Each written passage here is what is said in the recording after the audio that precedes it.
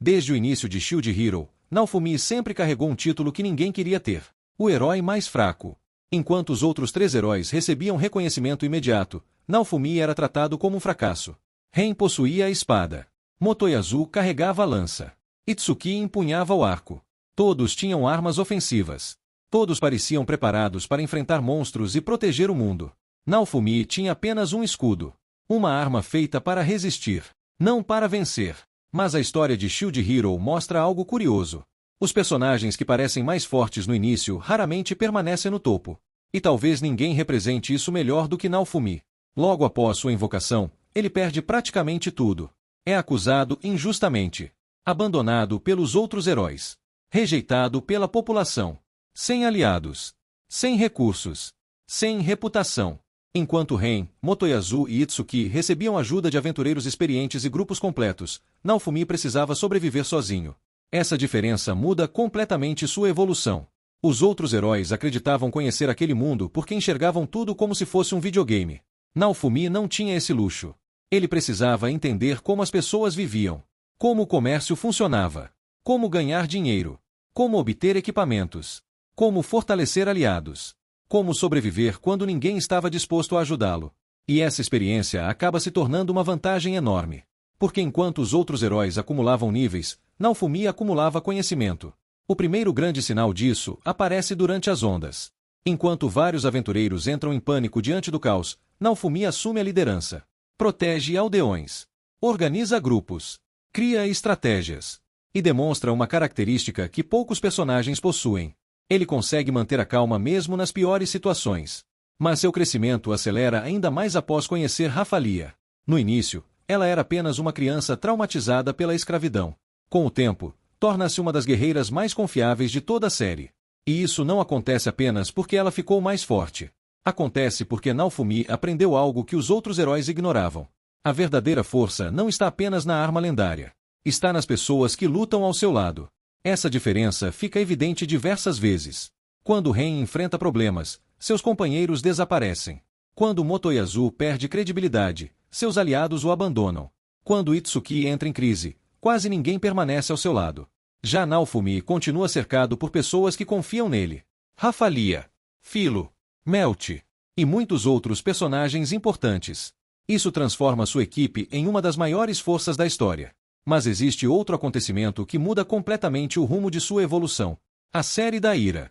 Depois de sofrer inúmeras injustiças, Naofumi desbloqueia o escudo da ira.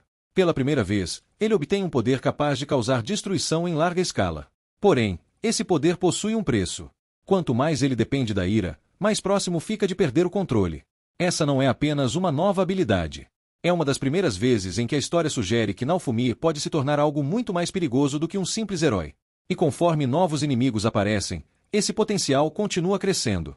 A batalha contra Glass é um ótimo exemplo. Até aquele momento, os heróis acreditavam estar entre os seres mais fortes do mundo. Então Glass surge e destrói essa ilusão. Ela demonstra um nível completamente diferente de poder. E deixa claro que as ameaças verdadeiras ainda estavam por vir. Curiosamente, quem mais aprende com essa derrota é Naofumi. Enquanto outros heróis procuram desculpas, ele busca respostas. Essa atitude se repete inúmeras vezes durante a obra. Sempre que encontra um inimigo mais forte, Naofumi tenta entender o problema antes de tentar resolvê-lo. E isso faz dele um combatente extremamente adaptável. O mesmo acontece durante o arco da Tartaruga Espiritual. Esse é provavelmente um dos momentos mais importantes para responder a pergunta deste vídeo. Porque ali os 3 outros heróis entram em colapso. Ren perde seus companheiros. Itsuki perde suas convicções. Motoyasu perde sua estabilidade emocional. Enquanto isso, Naofumi continua avançando.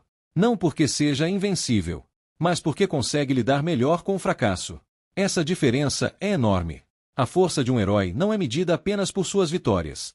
Também é medida por sua capacidade de continuar lutando depois de perder. E Naofumi demonstra essa capacidade repetidamente.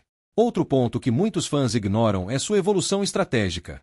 Quando os conflitos entre mundos começam a ganhar importância, surgem personagens como Glass, Eliark e Therese.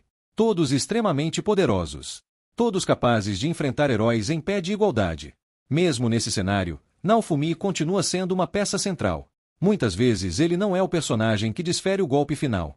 Mas frequentemente é ele quem cria a estratégia que torna a vitória possível. E isso levanta uma questão interessante.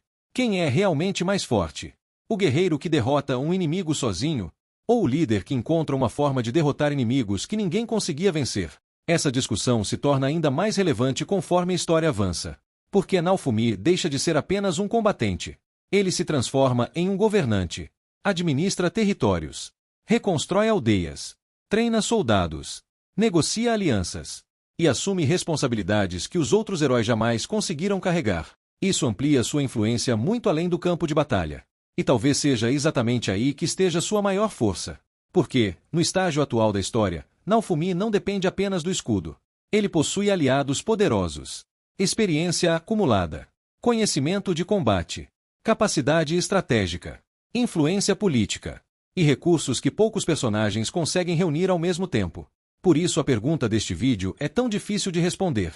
Se estivermos falando apenas de poder destrutivo, ainda existem personagens capazes de competir com ele.